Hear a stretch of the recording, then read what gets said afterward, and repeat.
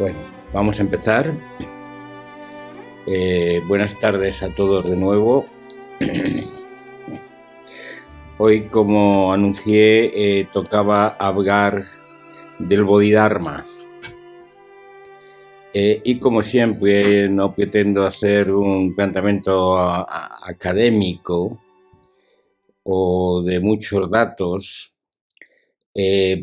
porque los encontráis en internet fácilmente, y de lo que se trata aquí es de que juntos reflexionemos sobre la esencia de estos hitos fundamentales de la evolución espiritual en Oriente, ¿no? Sin embargo, hoy voy a hacer una pequeña excepción, porque el Bodhidharma es considerado el primer patriarca del Chan en China, y conviene saber un poco cuál es el guión espiritual que hay en este aspecto, ¿no? ¿Qué es el Chan y de dónde viene? Muchos de vosotros quizás lo conozcáis, pero para estar todos en la misma base conviene plantearlo. Todo procede de la escuela de Dhyana. La escuela de Dhyana es desde el budismo primitivo considerada más que una escuela, una práctica profunda de meditación. Es lo que luego posteriormente veremos en el Zen como absorción, como una práctica meditativa que lleva a la esencia de la interioridad. El Bodhidharma practicaba esta práctica y lleva a China esta línea de actividad, dándole importancia al Shao Chan, que luego se llamará Zazen en Japón, que es la práctica de la meditación sentada. Y bueno, el tema es que Dhyana en chino es Chana, y luego posteriormente, andando el tiempo, perdió la A final y se quedó en Chan. Entonces el Chan posteriormente fue transmitido, esto es en el siglo VI, del siglo VI al IX, constituida más como línea espiritual por el sexto patriarca, por Huineng, y es transmitido a diferentes latitudes. Y bueno, pues en el Japón se llamó Zen, en Corea se llamó Seon, en Vietnam se llamó Tien, y me falta, a ver si, bueno, pues en esas cuatro, dijéramos, líneas fueron desarrollándose, lo que pasa que históricamente en diferentes tiempos. Y luego esta transmisión espiritual llegó a Europa a través de diversas escuelas, fundamentalmente de la escuela Soto y de la escuela Rinzai. Sabéis siempre que Rinzai en Japón es lo mismo que Linshi en China. Esto para que de alguna manera sepamos de dónde viene cada cosa. Es importante saber que el Chan es una confluencia exitosa entre el budismo mahayana, que viene de la India, y el taoísmo, que en pronunciación china es daoísmo, y que genera una frescura espiritual que tuvo su edad de oro en los tiempos del sexto patriarca. Un poco para que tengamos las bases del Chan, dijéramos que recoge del budismo mahayana el concepto de sunyata, o la experiencia de Sunyata, de vacío, del cual hemos hablado ampliamente en las últimas 2 sesiones, y conecta lo que es prajna, que es sabiduría, y karuna, que es compasión. Entonces, el conjunto de los 2 elementos son 2 elementos centrales en el planteamiento del Chan. El Chan, como todo el planteamiento budista, plantea la liberación del sufrimiento, ¿no? Y la liberación del sufrimiento sobre la base del desapego y del concepto de anatta, que significa no yo, y el concepto de anitya, que significa contingencia. Y como sabéis, ya hablamos que el término de vacío es vacío de realidad inherente, de realidad independiente, ¿no? Estos elementos son importantes, los vimos en el Sutra del Corazón, los vimos en el planteamiento de Nagarjuna, y hay otro elemento importante en el planteamiento del Chan, que es la insistencia en la cotidianidad, la insistencia en la atención en la vida cotidiana, ¿no? Esto ha sido herencia que nos ha llegado hasta Occidente desde el Chan, y como sabéis, no hubo cruces hasta muy recientemente entre lo que es la espiritualidad medieval de Occidente y la espiritualidad de Oriente. No hubo esos cruces, por lo tanto, cuando yo hago esos saltos transversales a veces entre, por ejemplo, el maestro Eckhart o Huinen o Nagarjuna, esos son saltos artificiales de este momento, en el sentido de que permiten un poco ver que en el fondo la realidad a la cual se apunta es la misma, aunque los conceptos culturales son totalmente diferentes. Hay una pequeña diferencia, como antes de eso, decir que el Bodhidharma, se le atribuye al Bodhidharma una definición del Chan que yo creo que es bastante posterior. El Bodhidharma no dejó nada escrito, incluso hay autores que dudan de su existencia real y es más una figura legendaria,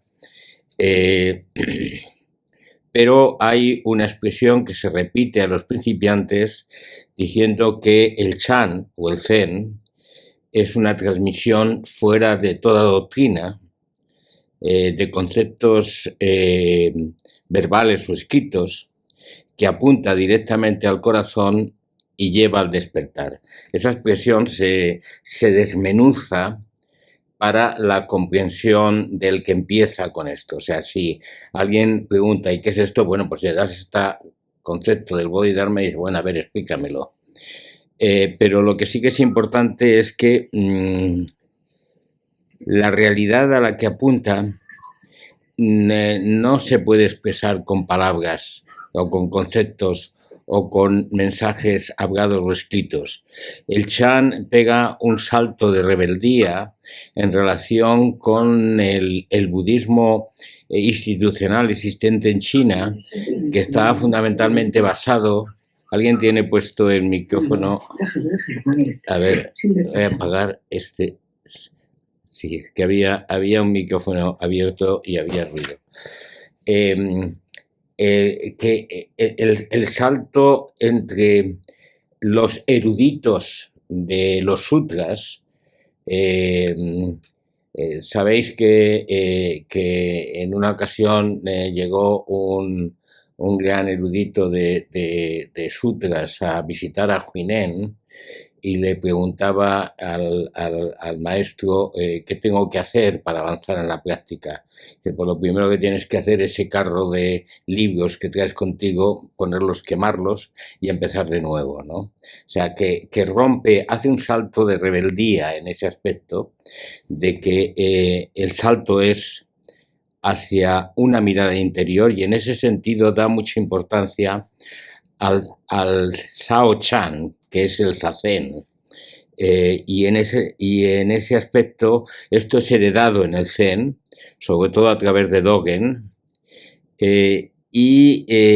cuando dice apunta directamente al corazón, corazón o mente corazón, lo que está indicando es que apunta a la esencia del ser y lleva a la comprensión profunda, que en la tradición del Zen es la iluminación repentina, es el planteamiento de iluminación repentina.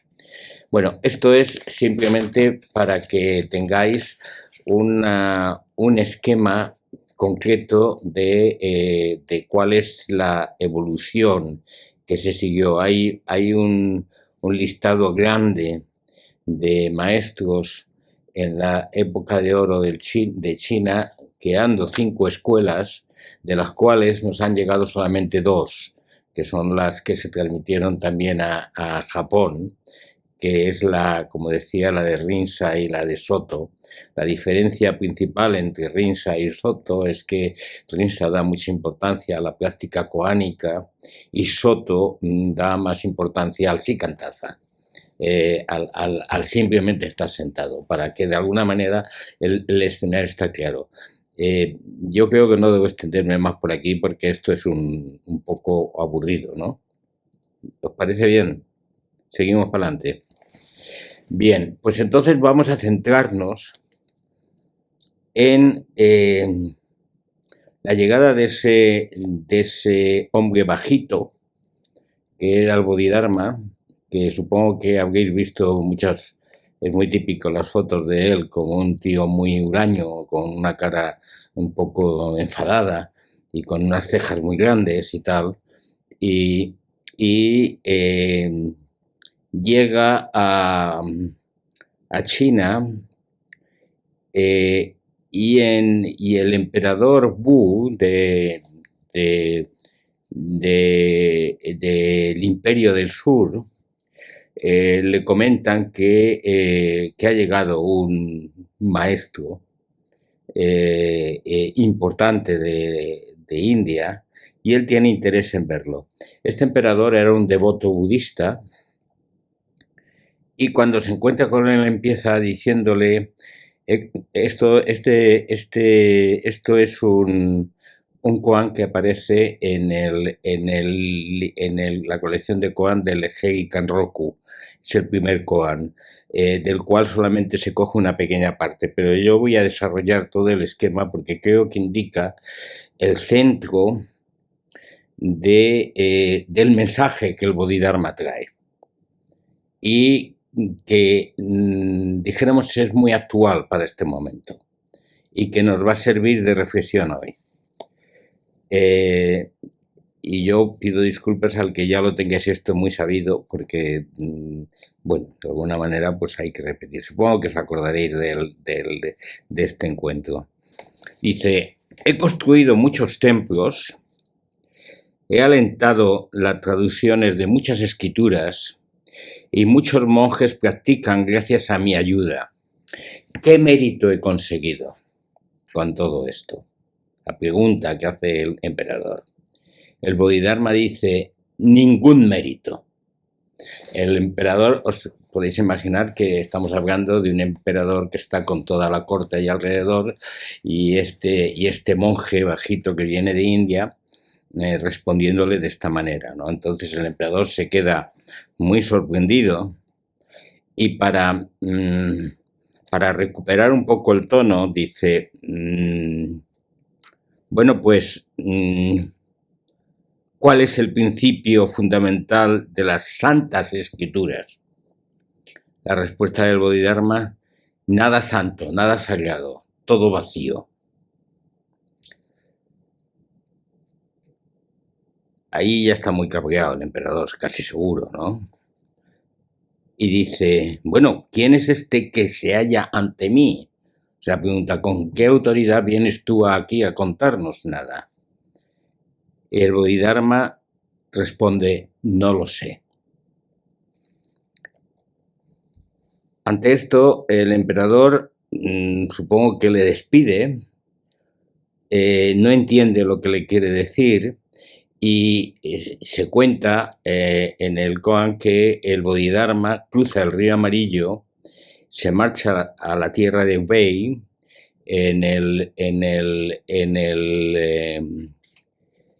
ahora no recuerdo el nombre del santuario, en el lugar donde se inició también el Kung Fu, y allí en una cueva se sentó durante 9 años a meditar, ¿no? Y por eso se le vino a llamar el Brahmin mirando a la pared.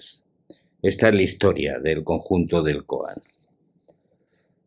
Y vamos a meterle mano, porque dijéramos que hay 3 respuestas que se dan ahí y que nos afectan directamente.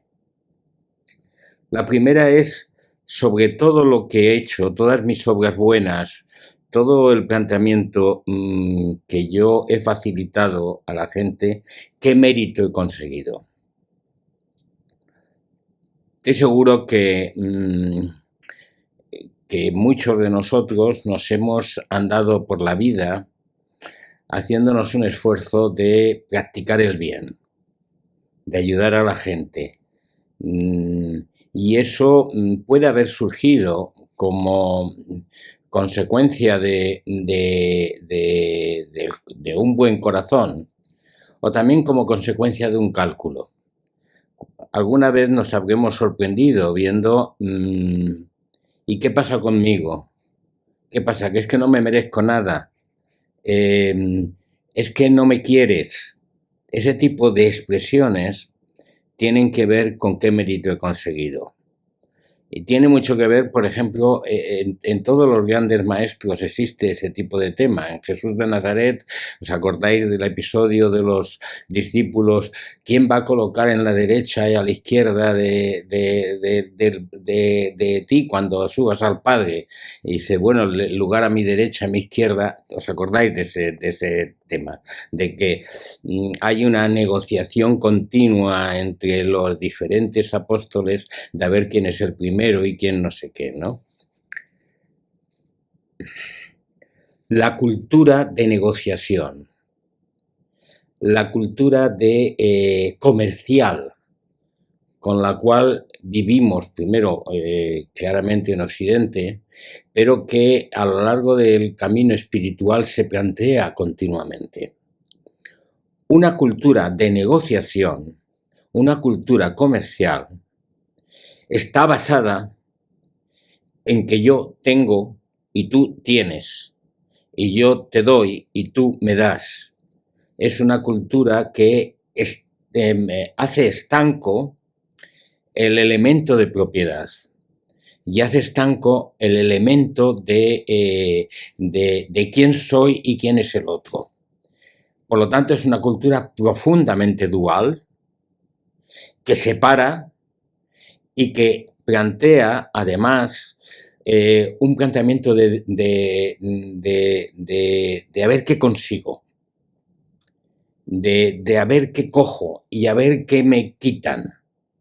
Y este tipo de planteamiento, aunque sea sutil, se maneja continuamente en nuestra sociedad y es la base de nuestra cultura. Entonces, el planteamiento es: somos seres limitados, insuficientes, que tenemos que salir al mercado a comprar y a resolver el problema de nuestra insuficiencia, nuestra limitación. ¿Esto es así?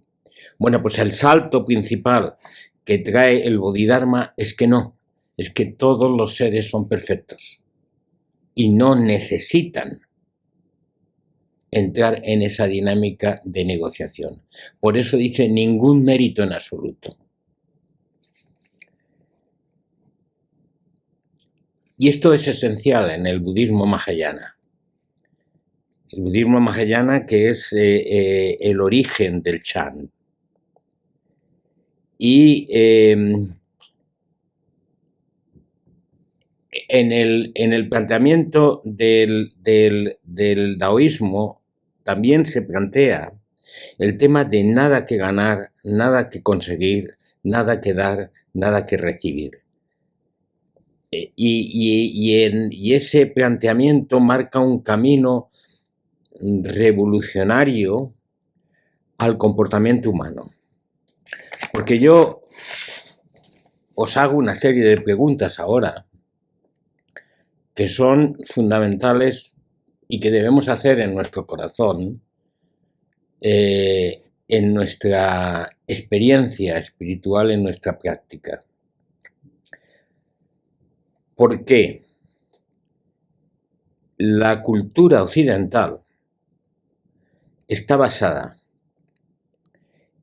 en el planteamiento general de las religiones patrísticas, donde las criaturas han pecado y tienen que ser redimidas. Y vivimos un proceso de culpa que arrastramos continuamente a lo largo de nuestra existencia y que arrastra nuestra civilización. Hay una culpabilidad que hay que salvar, que hay que redimir. Y la teoría de la redención es la de la recuperación de lo que hemos perdido. Entonces, sí, la enseñanza, la transmisión que viene es una transmisión de no hay ningún mérito en absoluto, no hay nada que conseguir, nada que ganar. Entonces te rompe por completo el eje principal de la estructura religiosa que se plantea en Oriente y en Occidente, porque en Oriente también se generó posteriormente varias corrientes del budismo que hablaban de un itinerario hacia la tierra pura, o sea, un itinerario que tendría que estar recorrido sobre la base de buenas obras a realizar. Por eso el planteamiento de la pregunta del emperador. Entonces mis preguntas son: ¿cómo vivir renunciando a conseguir cualquier mérito y sin culpa? Y son preguntas operativas. O sea, ¿cómo hacer una vida donde la culpa ya no esté? Porque si no está la culpa, no está tampoco el pecado. Si no está el pecado, no está tampoco el Redentor. Si no está la estructura de culpa, ¿cuál es la ética que yo sigo en mi vida? Porque la ética que yo he aprendido es una donde se divide entre lo bueno y lo malo, y cuando me equivoco tengo que pedir perdón. Pero si de entrada yo no tengo culpa, ¿cómo construir una ética sin ese elemento? Es una pregunta que coloco ahí, como una pregunta, como si fuera un koan, que cada cual tiene que responder. Por lo tanto, ¿cómo vivir sin negociar? ¿Cómo vivir sin metas ni objetivos? Porque si no hay nada que negociar, no hay nada que conseguir, ningún sitio donde ir. De ahí viene una serie de koans que van dirigidos a cuál es el camino. No hay camino. ¿Os acordáis de este elemento, no? Que luego vendrá lo veremos más adelante con Yosu. Pero claro, la pregunta a hacernos es: no hay nada que negociar, no hay nada que comerciar, no hay ningún mérito que conseguir, no hay metas, no hay objetivos. ¿Cómo vivir con eso? ¿Estoy entrando en el nihilismo? ¿O cuál es la comprensión a la cual llego con esto? Por otra parte, no es una comprensión a la cual yo pueda llegar con mi racionalidad, generando una lógica, porque estamos hablando de un elemento de locura. No os olvidéis nunca de que también de la transmisión del San nos viene el Karuna. El Karuna es la gran compasión. que es el guión que luego posteriormente, a través de la transmisión de Jesús de Nazaret, se entenderá como el amor no condicionado. Y cuando hablábamos en otras charlas de no condición, estamos hablando de no culpa también.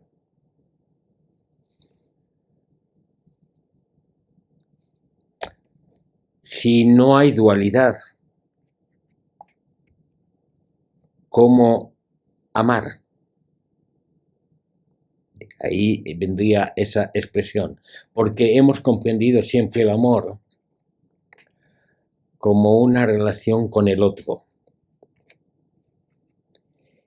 Y en esta relación, si el otro desaparece, y lo vimos en la sesión anterior, ¿cómo hacer esa expresión del amor? Porque yo me sorprendí cuando una vez un maestro me dijo, bueno, es que Juan de la Cruz era realmente dualista. Y yo no podía entender cómo un místico que había llegado al culmen de su experiencia podía mantenerse en el dualismo. Hasta que llegué a comprender, y eso es lo que os he expresado en otra ocasión, que en la espiritualidad occidental, que es profundamente dualista, se empieza desde la dualidad y se llega a la no dualidad. Y la no dualidad es la experiencia del místico.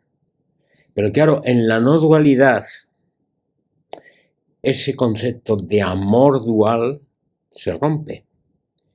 Y sin embargo, todavía se sigue planteando en la poética de Juan de la Cruz y de otros místicos un planteamiento de amor al estilo del Cantar de los Cantares, que es un amor del uno y el otro. Y a eso se le ha dado muchas vueltas los interpretadores. Pero yo simplemente hago la pregunta vital. ¿Cuál es nuestra forma de vivir desde un amor no condicionado? Si no hay nadie que haga juicio de nuestros méritos, esto es, de qué mérito he conseguido, cuál es el contenido de mi vida, en un planteamiento de no mérito. ¿Dónde están mis límites? No hay nada que sea mío, no hay nada que sea tuyo y que yo pueda discutir contigo, el intercambio.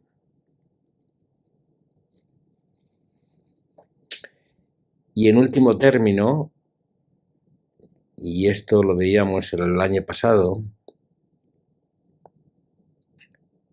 ¿cuál es la separación entre el ser superior y las llamadas criaturas? ¿Hay alguna diferencia?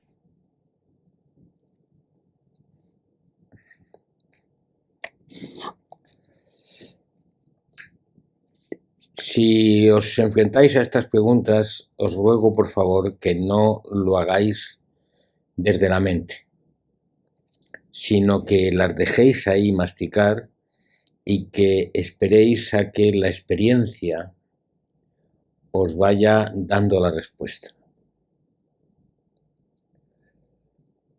En el llamado libro del desierto, que es una línea espiritual que tenemos aquí en España,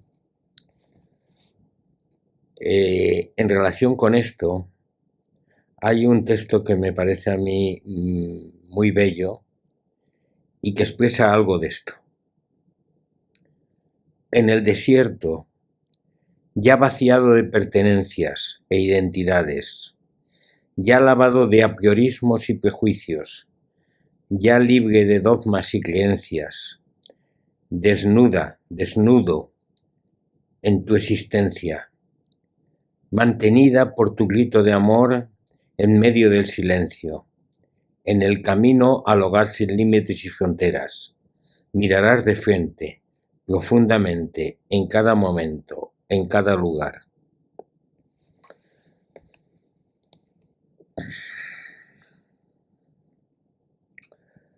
La pertinencia de la respuesta del Bodhidharma y la incomprensión de la cultura que incluso allí el budismo había creado, hay que pensar que cuando el Bodhidharma llega a China, estamos hablando del siglo VI, y ya han pasado 1000 años desde que Shakyamuni desarrolló su doctrina, con lo cual había un budismo establecido en China en aquel momento y varias escuelas. Por lo tanto, la entrada del Bodhidharma es la entrada de un revolucionario en esta cultura. El taoísmo ya había enseñado el Wu-Wei, que es realmente permitir que las cosas se hagan y fluir con ese proceso, pero sin que haya alguien que fluya.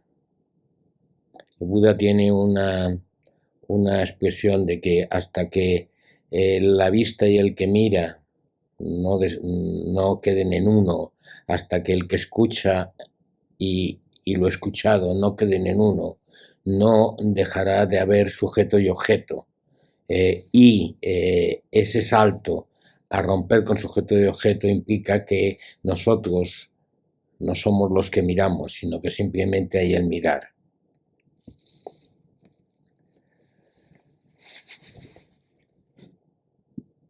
Porque incluso esto es una expresión que dije en el último Sasenkai que tuvimos, que es la condición de perennidad, la seguridad de que yo tengo algo y que eso se va a permanecer. Y por lo tanto es el acúmulo de cosas con las cuales yo negocio en la vida. La desaparición, la ruptura de esa perennidad, de lo que permanece seguro, es uno de los elementos principales en nuestra práctica espiritual. La ruptura de los límites de lo que es mío y de lo que es tuyo, la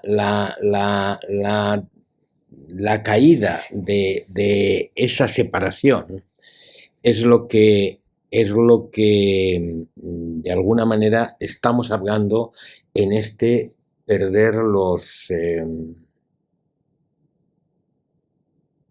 méritos.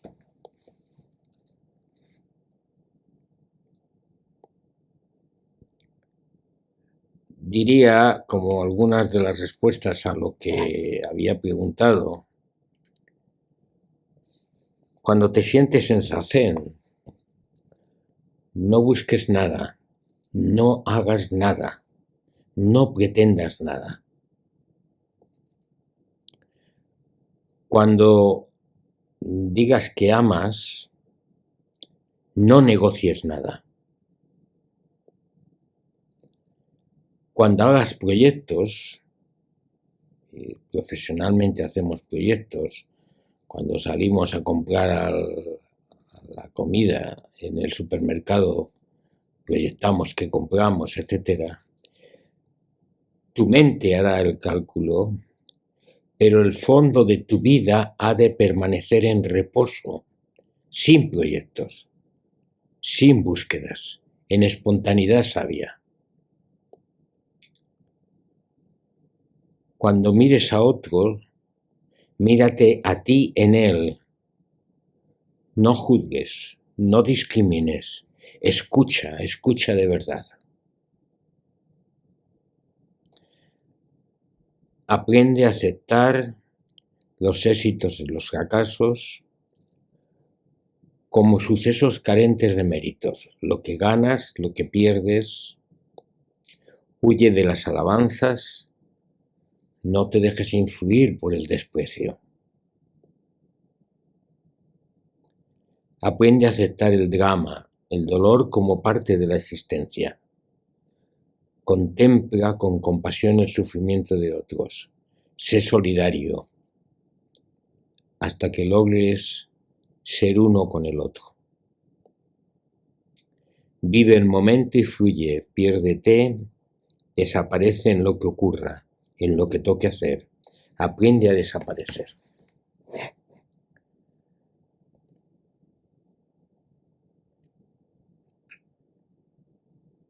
Es una ética loca, esta de no tener nada que ganar y nada que perder. Y uno se puede perder en ello. Por ello, esto no es el modelo que inicialmente enseñamos a nuestros hijos, sino que poco a poco en la experiencia, conforme vamos madurando, vamos aprendiendo de qué va esto. Bien, vamos al siguiente paso. ¿Cuál es el principio fundamental de las sagradas enseñanzas? Vacío, nada sagrado. El Bodhidharma rompe con la llamada teoría de las dos verdades. Una verdad o existencia que está limitada, que es insuficiente, que no tiene perfección, y una verdad profunda que es perfecta y que es divina. Con lo cual se plantea una separación entre lo divino y lo humano. A veces cuando expresamos, incluso dentro de la enseñanza de los místicos, Dios en el seno de la persona, la unidad en el fondón del alma, mantenemos la dualidad. Mantenemos un concepto de lo sagrado y un concepto de lo ordinario. Y esa separación, que en la sesión anterior hablamos vacío de realidad inherente, ¿os acordáis? Aquí el Buda lo maneja como no hay nada sagrado. Todo es vacío, pero vacío de realidad inherente. Lo que está viniendo a decir es un elemento central del Chan, que es no existe realidad separada como existencia.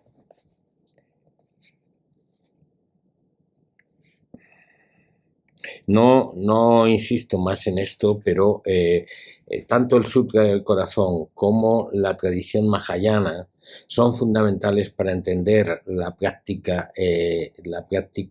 del Chan. Y en esta práctica el planteamiento es que continuamente en nuestra existencia lleguemos a comprender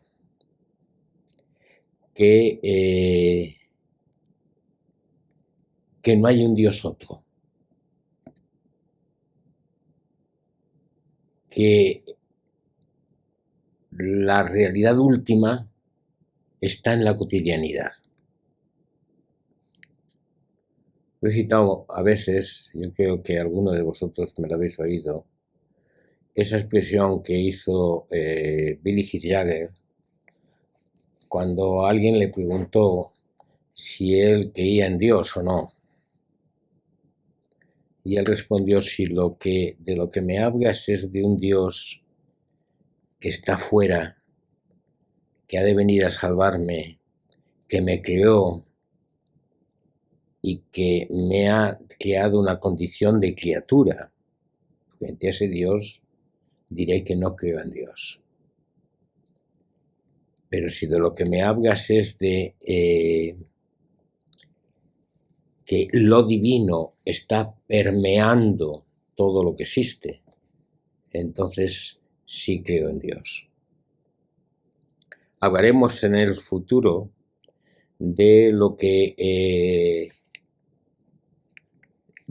especialmente con Lynchy, de lo que viene a ser la fe sin creencias, que es un elemento que hay. Y por otra parte, yo respeto profundamente al que tenga otra posición religiosa diferente, porque en esto hay una variabilidad de notas. Es como una sinfonía donde uno toca una nota y otro toca otra. Pero mi planteamiento es el que yo acabo de citaros. No puedo resistirme a citar una síntesis que hace Robert Matthews al hablar de lo nada sagrado, todo ordinario, cuando dice: la realidad aparece ante mis ojos como una maraña de posibilidades, virtuales y reales, en continuo cambio, en el que la expresión armónica y maravillosa de la vida que contemplo en los mares y en nuestro hábitat, en el cielo nocturno y cuando me asomo al microscopio, constituye tan solo una de las miríadas de manifestaciones posibles y evidentemente existentes en otros rincones de la playa cósmica, en cuyo horizonte se expresa la evolución de todo lo que existe, en permanente cambio, hacia un destino incierto. Los seres humanos somos tan solo una chispa, un momento de esta gran rueda de cambio que se desenvuelve impasible a nuestra presencia. ¿Y qué tiene que ver esto con lo que citaba del Bodhidharma? Porque si todo es ordinario, si lo divino, para expresarlo en los términos religiosos, está dentro de todo lo existente, esta expresión que hace Matthews es para mí muy clara. La miríada de manifestaciones en esta playa cósmica, en la cual esta vida humana es tan simple una chispa que aparece y desaparece en el devenir de las cosas.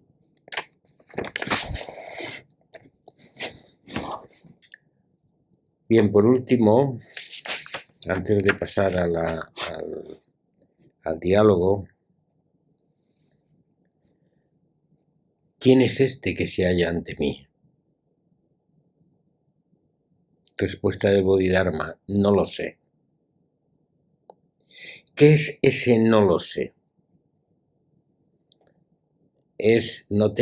Soy ignorante para decirte quién soy yo. Yo diría que no va por ahí. El emperador le pregunta el mayordomo mayor del emperador le pregunta al emperador: ¿sabéis en realidad quién era ese hombre? El emperador dice: no tuve forma de saberlo. Y Siko, que es así como se llamaba, dice: era el Bodhisattva Kanon, el portador del sello del corazón del Buda. Muy apesadumbrado, el emperador quiso enviar a alguien en busca del Bodhidharma, pero Siko le dijo: no servirá de nada enviar un mensajero para hacerle volver. No regresaré aunque vaya todo el pueblo. Porque entendía que no estaba preparado. O sea, teóricamente tenía un título de alguien, pero el Bodhidharma renunció a ese título en el planteamiento de no lo sé. Pero ese no lo sé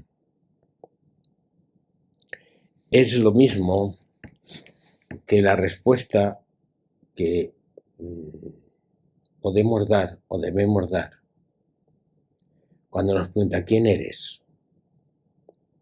A veces en las entrevistas,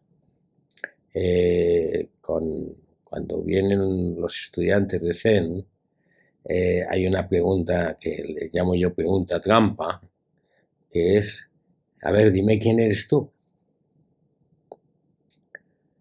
Y bueno, pues el que se ha leído lo del Bodhidharma, pues ya sabe la cosa y dice, pues no, no lo sé. Y entonces ya se queda tan tranquilo.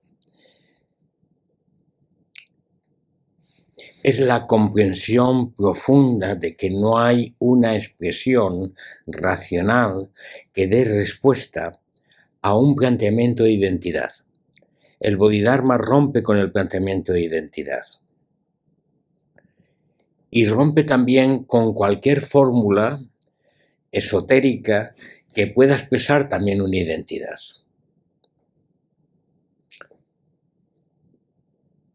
Por eso hemos de utilizar esa respuesta cada vez que nos encontramos con una pregunta.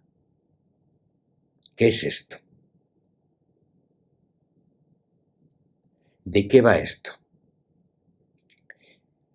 En vez de clasificar, interpretar, prejuzgar, debemos poner por delante el no lo sé. Y en ese sentido actúa como koan. La colocación del no lo sé en cada instante de nuestra existencia es profundamente transformador. Y es uno de los koan centrales que a veces han sido puestos en algunos estudiantes de Zen por tiempo, como un moto vital.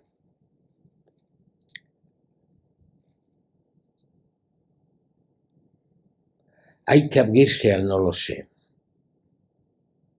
Si te lo sabes ya todo, si tienes las respuestas, entonces estás cerrado a la contingencia. Abrirse al no lo sé es abrirse al interrogante. Y en ese sentido, experiencialmente, hay que dejar que el no lo sé penetre todas tus entrañas. Que cada vez que se esté ofreciendo una respuesta racional, sensata, haya un salto de no lo sé, que es un salto de comprensión.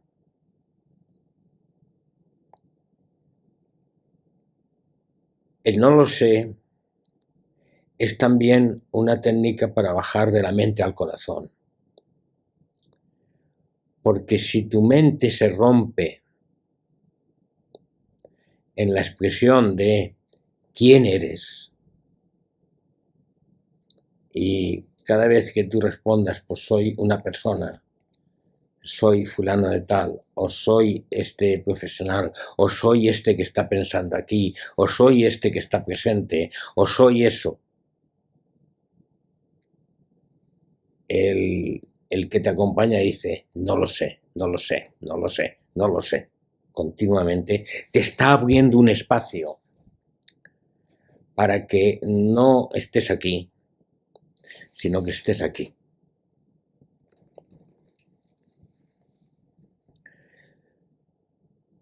El Bodhidharma cruzó el río Yangtze